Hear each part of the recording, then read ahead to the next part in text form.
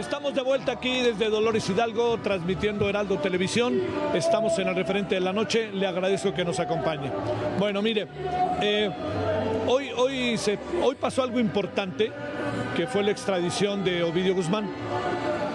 Al mismo tiempo, hoy, hace 15 años, ¿no? Lo que son las cosas, se lanzaron 2 granadas en pleno grito, un poquito después del grito, bueno, ahorita no recuerdo bien si fue un poquito antes o después del grito de independencia de quien era el gobernador, Leonel Godoy.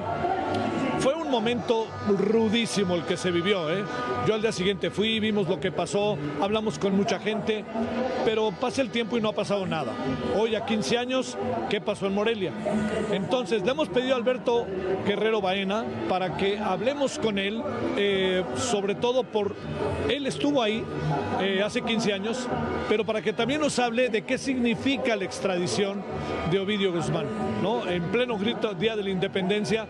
Y como nos decía Mike Vigil hace rato, pues bueno, después de 2 años de un largo juicio de extradición, ya se hizo, y todo indica que el señor Ovidio Guzmán no estaba ni enojado, estaba resignado, por lo que cuentan las crónicas cuando fue informado. Vámonos, mi querido Alberto, una vez más, ahora desde Guanajuato, te saludamos con mucho gusto aquí desde Dolores Hidalgo. ¿Cómo has estado, Alberto? ¿Qué tal, Javier? Muy buenas noches. Muy bien, muchísimas gracias. Como tú lo comentaste, creo que primero que nada la experiencia vivida en Morelia, te lo digo, yo lo viví como ciudadano, no como funcionario, y créeme que pues es de las veces en las cuales uno pues puede decir que renaces, y no precisamente porque haya sido un afectado, una víctima, gracias a la pericia, inclusive a la coincidencia y a la oportunidad en ese momento de mi familia que no tuvimos el latino de estar en ese momento. Estábamos sí en la plaza, pero en ese momento a un familiar le empieza a doler los pies, nos cambiamos de extremo, pero al poco rato, y como bien tú lo decías, el tema era durante el grito de Leonel Godoy, fue cuando se dio este estallido de las bombas, las granadas, y al poco rato de voltear, pues ver a la gente caída en la plaza. Yo creo, y sobre todo el tema de salir de la plaza en la noche, pues fue un aspecto muy complicado, y sobre todo pues recibir llamadas de mucha gente preguntando qué había sucedido. Oye, a ver, ¿cuál era el contexto por el cual se dio esto? Tomando en cuenta, Alberto, que los gobiernos michoacanos, para entrar a profundidad en el tema, el anterior había sido del PRD y el que gobernaba era el del PRD. O sea, ¿cuál fue la estafeta que pasó? Porque además hay que recordar que no llevaba mucho tiempo al frente Leonel Godoy. ¿Qué supones ahí que sucedió y qué se les peló o qué andaba pasando ajeno a ellos sin que ellos se dieran cuenta del gobierno perredista? Mira, yo creo que en este sentido la descomposición que de entrada empezaba a mermar, sobre todo en el ánimo político de Michoacán. Recordemos que también coincidió con el sexenio de Felipe Calderón, en el cual había una pelea y una distancia muy fuerte entre los diversos órdenes de gobierno.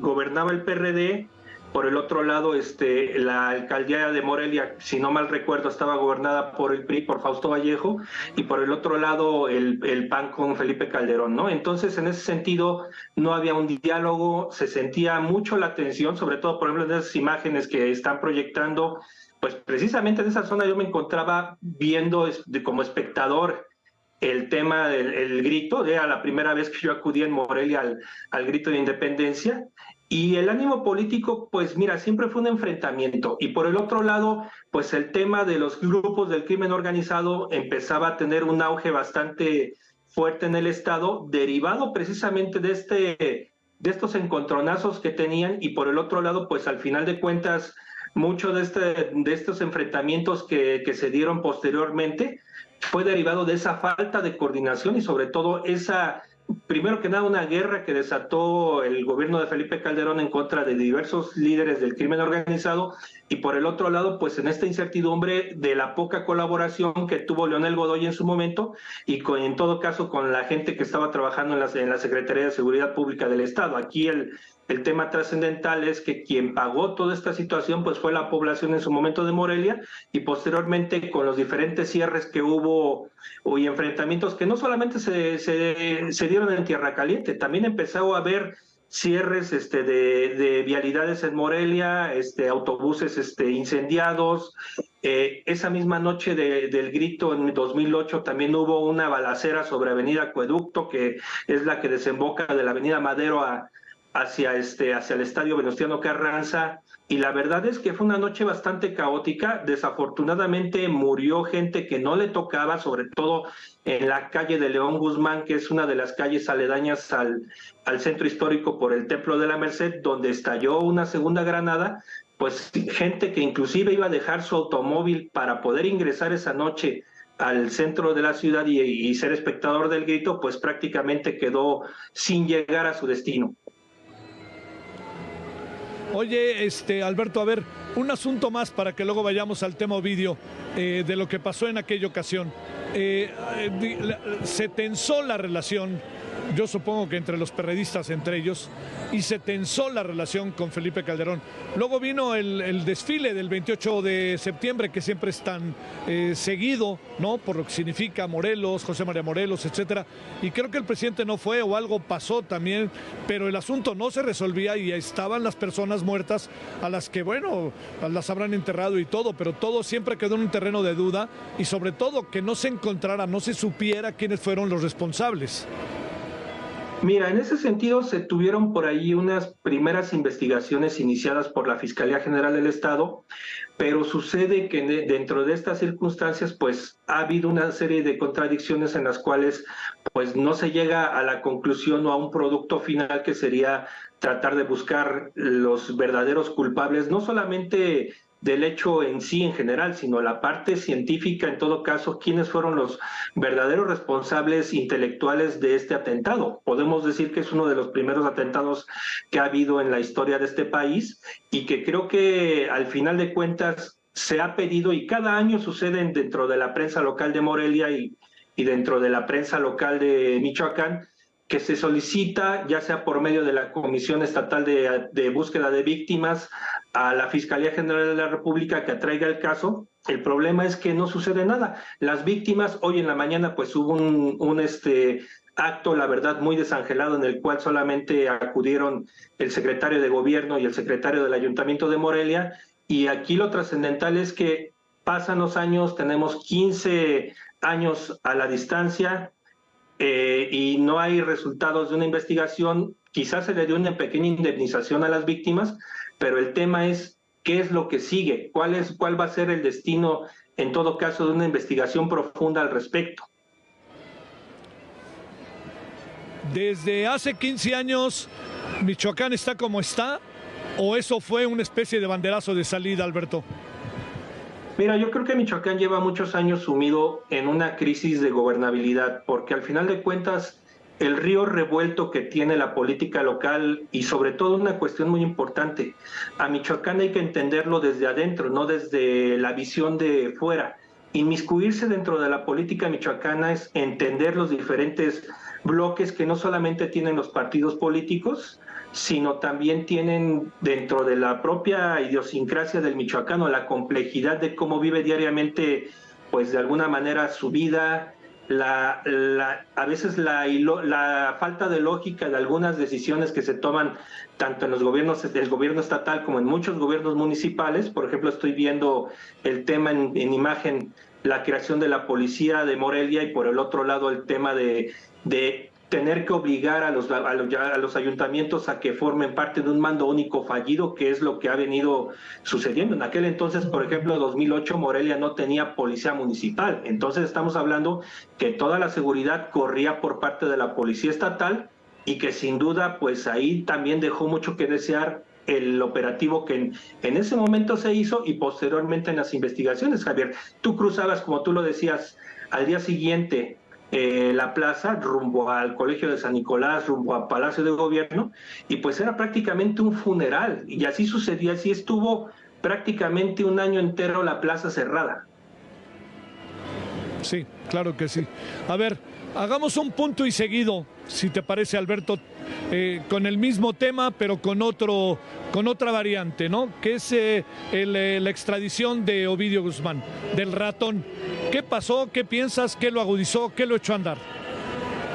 Mira, yo creo que una cuestión muy importante es ubicarnos en un punto de geopolítica. Yo creo que en este sentido el gobierno de Estados Unidos también necesitaba dar un golpe importante en cuestión de resultados también, porque se vienen tiempos electorales, el presidente Biden no había dado un golpe de autoridad como este, aunque Ovidio Guzmán no sea un líder, vamos a decirlo de esta manera, una cabecilla visible o en todo caso un líder absoluto del cártel. Creo que es una figura mediática que de alguna manera le aporta ese capital político, y por el otro lado, pues también en México se estaban acabando los mecanismos jurídicos para poder de alguna manera retener a Ovidio en el país.